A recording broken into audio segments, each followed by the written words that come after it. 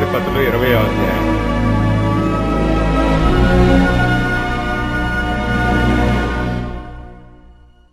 అంతటా ఇశ్రాయేలీలందరూ బయలుదేరి దాను మొదలుకొని బెయేర్షెబా వరకును గిలాదు దేశము వరకును వారి సమాజము ఏక మనస్సు కలిగి మిస్పాలో యెహోవా సన్నిధిని కూడెను. దేవుని జన సమాజమునకు చేరిన వారు ఇశ్రాయేలీల గోత్రములన్నిటికీ పెద్దలుగానున్నవారై కత్తిదూయు 4,00,000 కాలుబలము కూడుకొనిరి. ఇశ్రాయేలీలు మిస్పాకు వచ్చి ఉన్నారని బెన్యామీనీయులు వినిరి.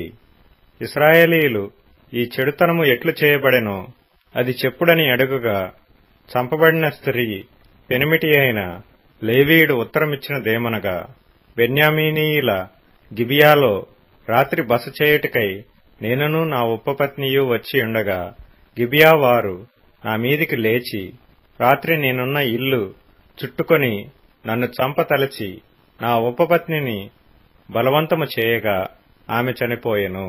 వారు ఇశ్రాయేలీయులలో దుష్కార్యమును వెర్రి పనిని చేసిరని నేను తెలుసుకొని నా ఉపపత్నిని పట్టుకొని ఆమెను ముక్కలుగా కోసి ఇశ్రాయేలీల స్వాస్థ్యమైన దేశమంతటికీ ఆ ముక్కలను పంపితిని. ఇదిగో ఇశ్రాయేలీలారా, ఇక్కడనే మీరందరూ కూడియున్నారు. ఈ సంగతిని గూర్చి ఆలోచన చేసి చెప్పుడనెను. అప్పుడు జనులందరూ ఏకీభవించి లేచి, మనలో ఎవడునూ తన గుడారమునకు వెళ్ళడు, ఎవడునూ ఇంటికి వెళ్ళడు. మనము గిబియా ఎడల జరిగింపవలసిన దానిని నెరవేర్చుటకై చీట్లు వేసి దాని మీదికి పోదుము. జనులు బెన్యామీనీయుల గిబియాకు వచ్చి ఇశ్రాయేలీలలో జరిగిన వెర్రితనము విషయమై పగ తీర్చుకొనుటకు వెళ్ళువారి కొరకు ఆహారము తెచ్చుటకై మనము ఇశ్రాయేలీల గోత్రములన్నిటిలో 110 మంది మనుష్యులను 1000కి 100 మందిని 10,000కు 1000 మందిని ఏర్పరచుకుందము రెండని చెప్పుకొనిరి. కాబట్టి ఇశ్రాయేలీలందరూ ఒక్క మనుష్యుడైనట్టుగా ఏకీభవించి ఆ ఊరి వారితో యుద్ధము చేయుటకు కూడిరి. ఇశ్రాయేలీలు బెన్యామీనీయులందరి యొద్దకు మనుషులను పంపి, మీలో జరిగిన ఈ చెడుతనమేమిటి? గిబియాలోనున్న ఆ దుష్టులను అప్పగించుడి, వారిని చంపి ఇశ్రాయేలీలలో నుండి దోషమును పరిహరింప చేయుదుమని పలికింపగా, బెన్యామీనీయులు తమ సహోదరులకు ఇశ్రాయేలీల మాట విననొల్లక యుద్ధమునకు బయలుదేరవలెనని తమ పట్టణములలో నుండి వచ్చి గిబియాలో కూడుకొనిరి. ఆ దినమున బెన్యామీనీయులు తమ జనసంఖ్యను మొత్తము చేయగా 700 మంది అయిన గిబియా నివాసులు కాక, కత్తిదూయ సమర్థులై పట్టణమున నుండి వచ్చిన వారు 26,000 మంది అయిరి. ఆ సమస్త జనములో నేర్పరచబడిన 700 మంది ఎడమచేతి వాటము గలవారు. వీరిలో ప్రతివాడును గురిగానుంచబడిన తల వెంట్రుక మీదికి వడిసెల రాయి తప్పక విసరగలవాడు. బెన్యామీనీయులు గాక ఇశ్రాయేలీలలో ఖడ్గము దూయు 4,00,000 మంది లెక్కింపబడిరి. వీరందరూ యోధులు.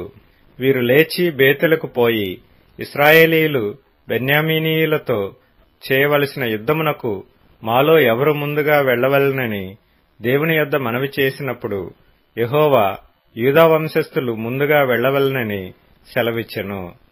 కాబట్టి ఇశ్రాయేలీలు ఉదయముననే లేచి గిబియాకు ఎదురుగా దిగిరి.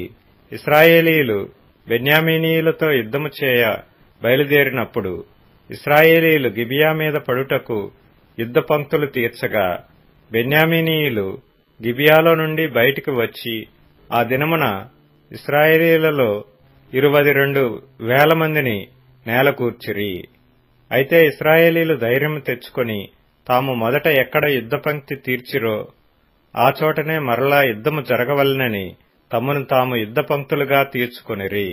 మరియు ఇశ్రాయేలీలు పోయి సాయంకాలం వరకు యెహోవా ఎదుట ఏడ్చుచు, మా సహోదరులైన బెన్యామీనీయులతో యుద్ధము చేయుటకు తిరిగి పోదుమా అని యెహోవా యొద్ద విచారణ చేయగా, యెహోవా వారితో యుద్ధము చేయబోవుడని సెలవిచ్చెను.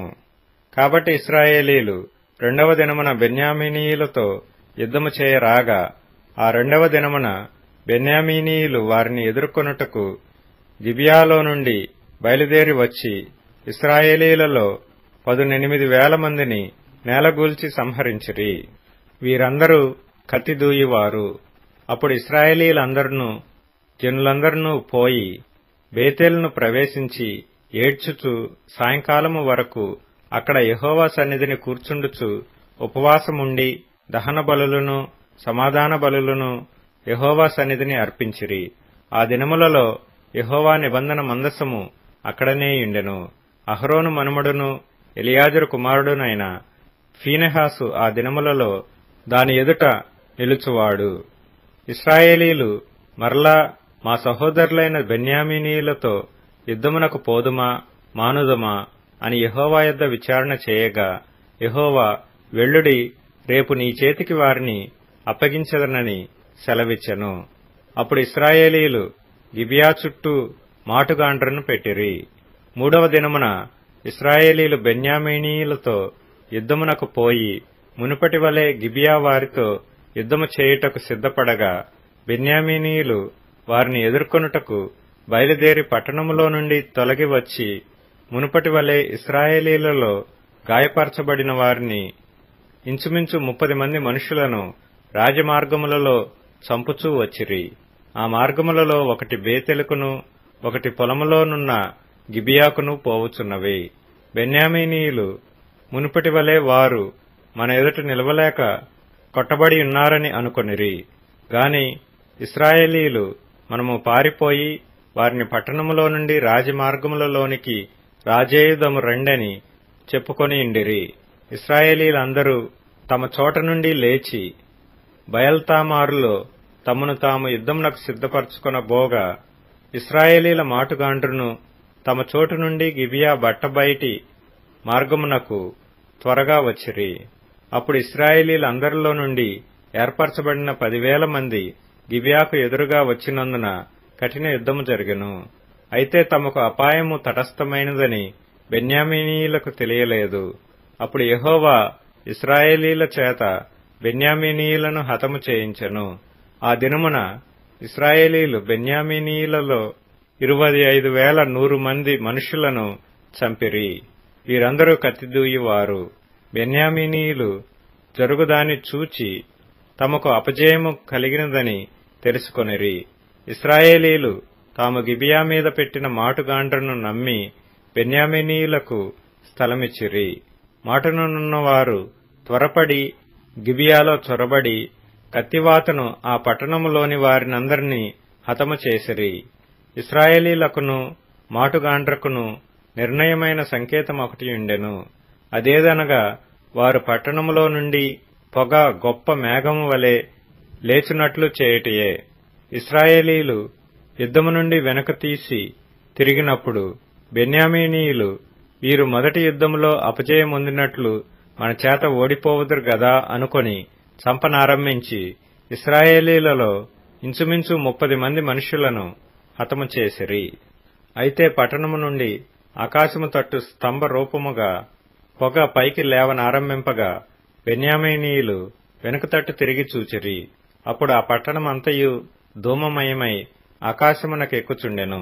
ఇశ్రాయేలీలు తిరిగినప్పుడు బెన్యామీనీయులు తమకు అపజయము కలిగినదని తెలుసుకుని విభ్రాంతి నొంది ఎడారి మార్గము తట్టు వెళ్ళుదమని ఇశ్రాయేలీల ఎదుట వెనుకకు తిరిగిరి గాని, యుద్ధమున తరమబడగా పట్టణములలో నుండి వచ్చిన వారు మధ్య మార్గమందే వారిని చంపిరి. ఇశ్రాయేలీలు బెన్యామీనీయులను చుట్టుకొని తరిమి తూర్పు దిక్కున గిబియాకు ఎదురుగా వారు దిగిన స్థలమున వారిని త్రొక్కుచుండిరి. అప్పుడు బెన్యామీనీయులలో 18,000 మంది మనుషులు పడిపోయిరి. వీరందరూ పరాక్రమవంతులు.